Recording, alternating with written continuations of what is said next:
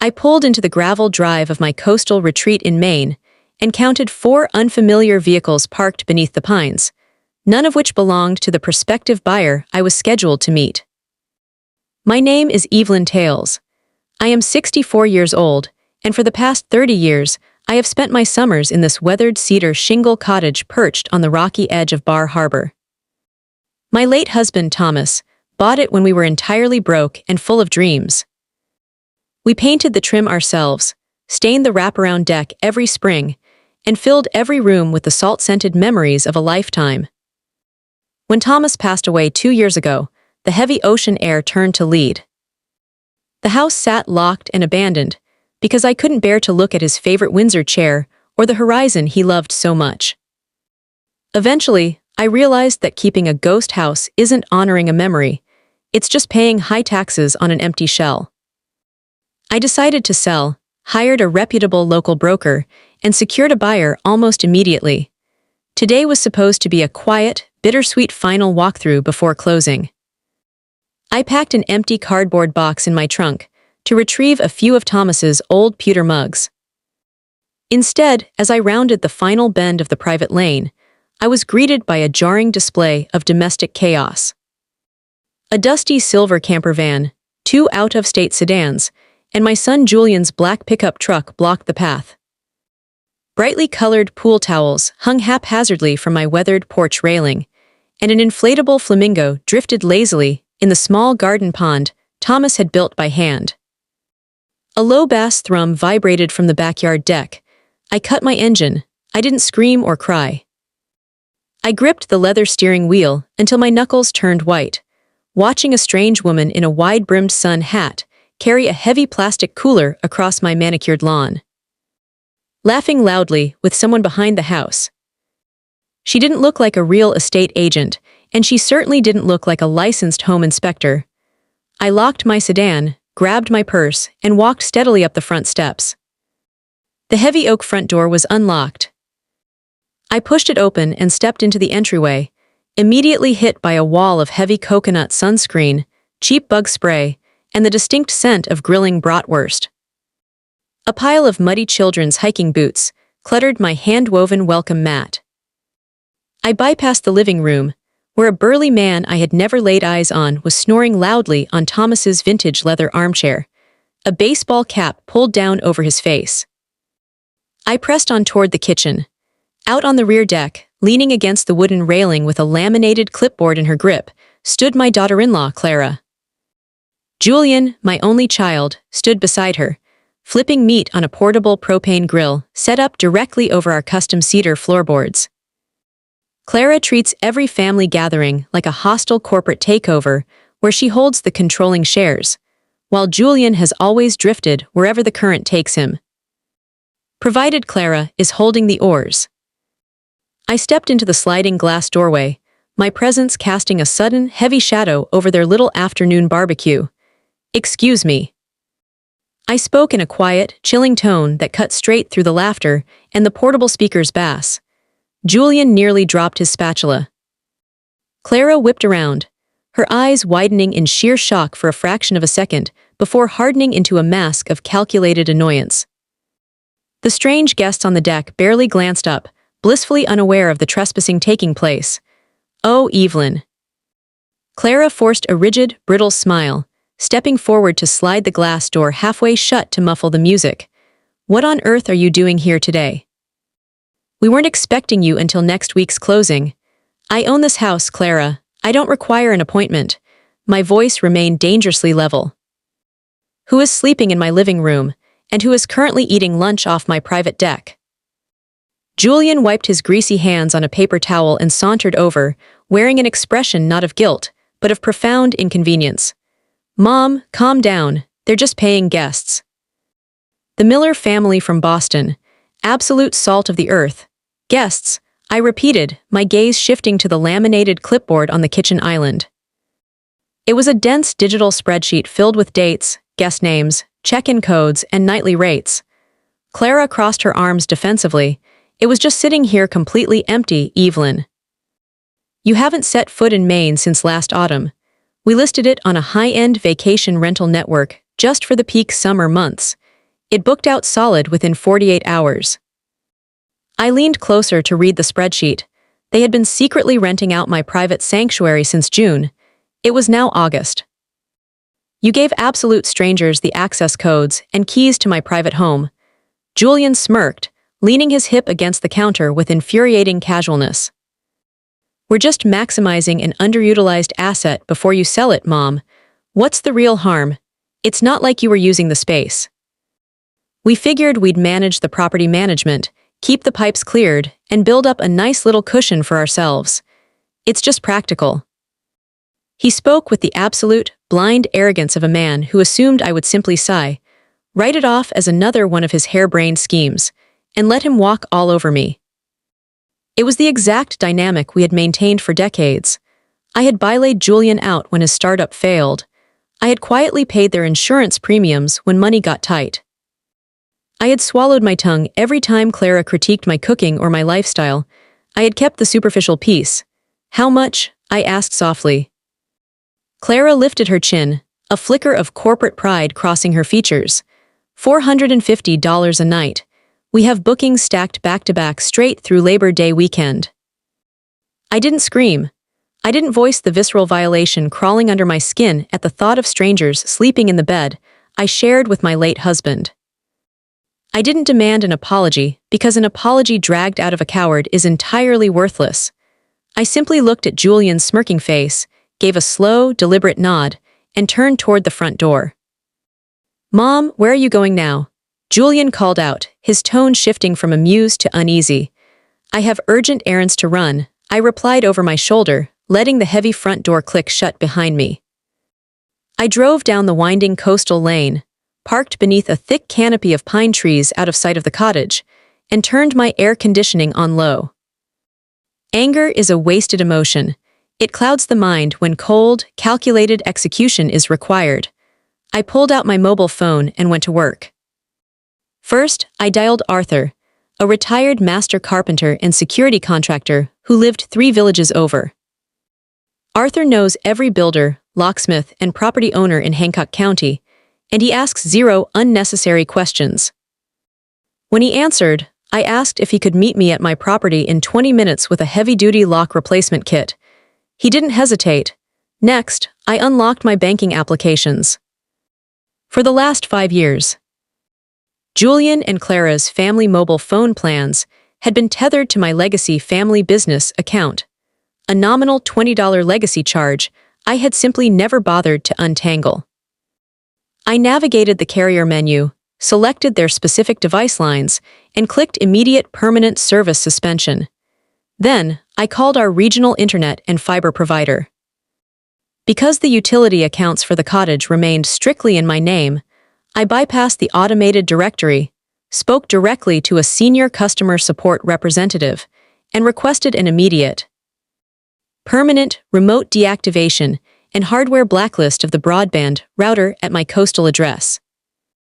When you strip away the sentimentality, a house is nothing more than a wooden box secured by locks and wired with electricity. If you control the physical locks and the digital wires, you control the entire box.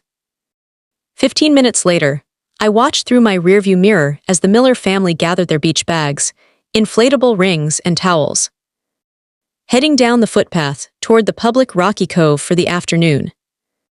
The coast was entirely clear. Arthur's dusty white pickup truck pulled up behind my sedan right on schedule. We drove back up to the house together, Arthur carrying his heavy canvas tool tote loaded with fresh drill bits and commercial-grade deadbolts. Just the entry points and the storage shed, Arthur. He confirmed, testing a fresh key in his palm. The front entry, the rear slider, and the detached boathouse I instructed. We stepped inside the quiet entryway. Julian and Clara were standing in the kitchen, furiously tapping at their mobile screens with mounting frustration. Mom, did you tamper with the internet router? Julian slammed his phone onto the granite countertop in sheer disbelief, and our cellular data just completely dropped out. The afternoon guests need the high-speed connection for their remote work meetings. I walked past him, reached behind the bookshelf, and physically unplugged the fiber optic router from the wall socket. neatly winding the black cord around my fingers before dropping it into my tote bag. There is no internet service here anymore, I stated flatly, and your mobile lines are disconnected. You are both grown adults operating a commercial enterprise without authorization. You can afford your own cellular data plans. Clara dropped her coffee mug, the ceramic shattering against the floorboards. Evelyn, have you completely lost your mind? You cannot just sever the internet connection. We have active, paying guests currently under contract. Arthur walked past the kitchen window toward the rear sliding patio door, the loud, aggressive whine of his cordless drill suddenly echoing through the hollow rooms of the cottage. Who on earth is that? Julian demanded, lunging toward the window as he watched Arthur dismantle the exterior lock cylinder. That is Arthur, I said, maintaining my absolute, icy composure. He is changing every lock on this property. I checked my wristwatch deliberately. The real estate broker and the official buyers will arrive for the final inspection in exactly 45 minutes. I require this house completely vacated. Vacated. Clara's voice pitched up into an unhinged shriek, her corporate facade finally fracturing entirely. We have thousands of dollars of personal property upstairs. We have another family arriving to check in on Friday. That sounds like a catastrophic operational risk for a property manager, I replied, leaning against the counter with terrifying calm. But this is my legal deed. You have 40 minutes to clear out your personal belongings. Any items belonging to strangers will be neatly stacked on the front porch. I suggest you invent a very creative emergency maintenance excuse for your clients. You cannot do this to us, Julian shouted, stepping aggressively into my personal space, his face flushing crimson. We've already spent the retainer deposits from this month to cover our credit card balances. 39 minutes, Julian. The ensuing scramble was a masterpiece of karmic justice. Stripped of Wi-Fi and cellular service, Clara could not access the property management platform to message her guests, nor could she cancel future bookings to avoid steep platform penalties. She paced the narrow hallway like a caged animal, holding her phone high toward the vaulted ceilings in a desperate, futile search for a single bar of signal that the thick, salt-cured timber walls refused to yield. This is absolute insanity, Clara snarled, violently shoving her expensive designer wardrobe into a canvas duffel bag. You are sabotaging your own family out of pure spite, Evelyn. I didn't dignify her hysterics with a response. I stood silently in the central corridor, ensuring they didn't pocket any heirlooms or items belonging to the estate. I watched Julian drag the stranger's heavy suitcases down the steps onto the sun-baked front porch. The midday heat soaking through his shirt as he cast nervous glances down the lane to ensure no neighbors were watching his public humiliation. It was entirely of his own making. Yet a mother's instincts run deep. Watching my only son brought so low by his own greed left a bitter, hollow taste in my mouth. But I refused to waver. Outside, the steady, rhythmic whine of Arthur's drill served as the unyielding soundtrack of finality. At precisely 2:00 p.m., a pristine black SUV turned smoothly into the gravel drive. My broker, Sarah, stepped out from the driver's side, followed by a distinguished middle-aged couple, the actual buyers. I walked out to meet them, my posture ramrod straight, my face composed into a welcoming, serene smile. Hello, Evelyn. Sarah beamed, though her keen eyes instantly darted toward the towering piles of luggage stacked on the front porch and Julian, who stood awkwardly beside a neon-pink flamingo pool float. Is this an awkward time? We can easily circle the block if you need a few more minutes. Not at all, Sarah, I said, projecting the picture of a graceful, unhurried homeowner. My son was simply assisting me with clearing out some old seasonal donations for local charity. The estate is entirely vacant and ready for our final walkthrough. Please, go right inside. Julian glared at me with pure venom, his jaw clenched so tightly I feared his teeth might fracture. Clara finally stormed out of the front door, her heavy leather duffel slung over her shoulder, ignoring Sarah and the buyers entirely as they stepped past us into the entryway. You've completely destroyed our Superhost rating, Clara hissed under her breath, her voice trembling with white-hot fury. Those guests are going to demand full legal restitution through the platform arbitration board. We are out thousands of dollars because of your petty cruelty. Then I suggest you drive down into the village harbor, find a cafe with public Wi-Fi, and begin issuing your formal apologies, I replied without blinking. And leave the spare key on the porch railing.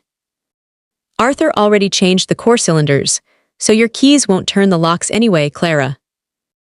Clara stared at Julian, waiting for him to step up, to raise his voice, to rescue her as he always promised he would.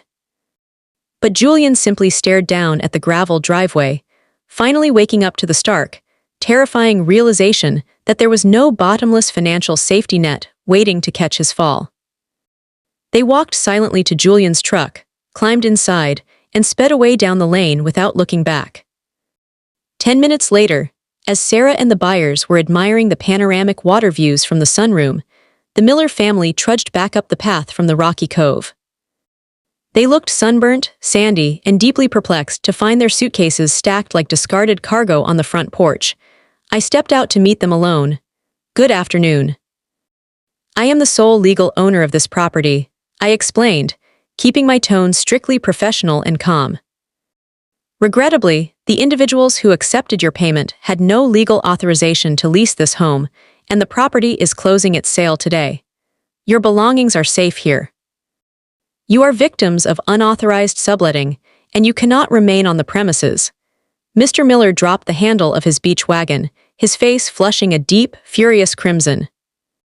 What are you talking about? We paid $2,500 for a week-long block. Where is Clara? I completely understand your anger, and you have every right to be furious, I answered steadily, diffusing his rising aggression with calm authority. You need to log into your booking application immediately and report this listing as fraudulent.